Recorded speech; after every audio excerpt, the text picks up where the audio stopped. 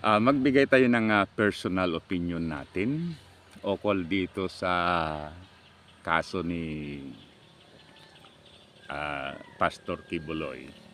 Ah, Gusto kong ibigay yung aking pananaw ukol dito sa sinasabi niya na ah, siya yung appointed son of God. So in other words, bali siya yung anak ng Panginoon. Pagkatapos grabe yung na sinasabi, yung narinig ko kanina, imagine, pabalik-balik daw siya from heaven to the earth. Okay.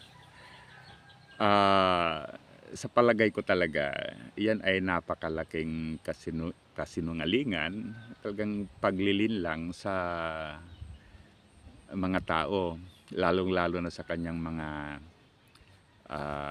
followers. Okay? Kasi ikuan natin ano, ah basahin natin yung John 14 verse 6.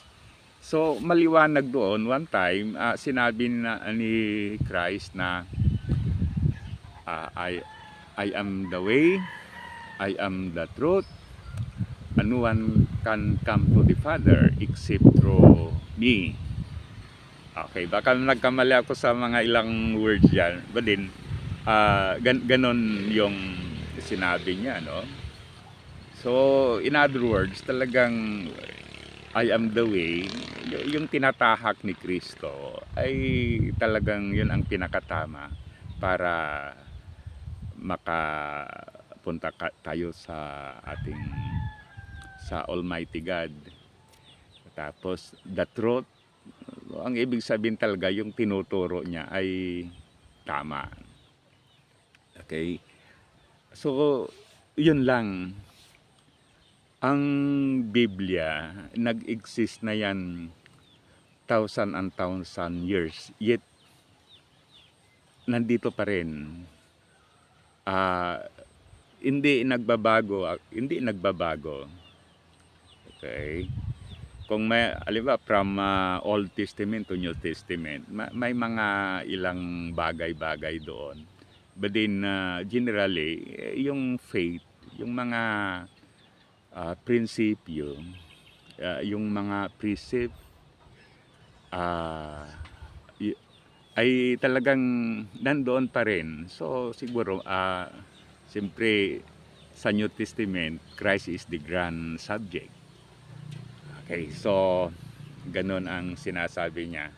Kaya ulitin natin, yung sinasabi ni Pastor Kibuloy, sa aking personal na pananaw, na siya ang appointed son of God, na si Kristo ay nasa kanya, ay malaking kalukuhan.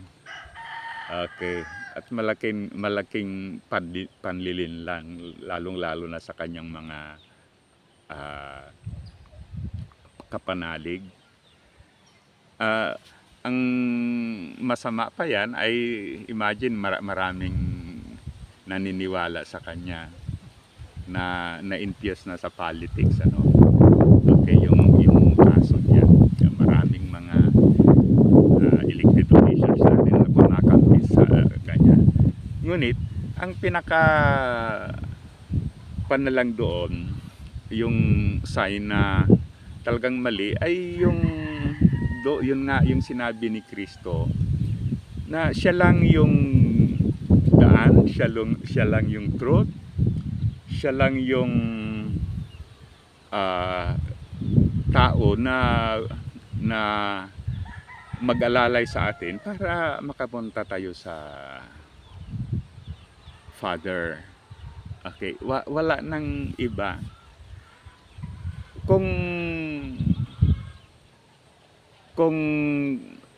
maging totoo yan, dapat baguhin yung Biblia. Baguhin yung John 14 verse 6. As simple as that. Kaya medyo medyo parang very discouraging sa tingin ko na kaunti yung kumukontra doon. Parang pinapabayaan na lang yung maling paniniwala tungkol kay Kibuloy na siya ay anak ng Diyos. Okay. Pagkatapos yan nga, maraming mga na supposed to be itama yung paniniwala na yan, ngunit pinapabayaan, parang sinusuportahan pa. Kaya tayong mga Pilipino, gising na tayo, lalo itong tayong mga Christian brothers natin. Iisa lang ang anak ng Diyos. Yan ay si Christ. Muli, thank you. Sana i-like at subscribe sa ating YouTube channel. Mabuhay tayong mga Pilipino.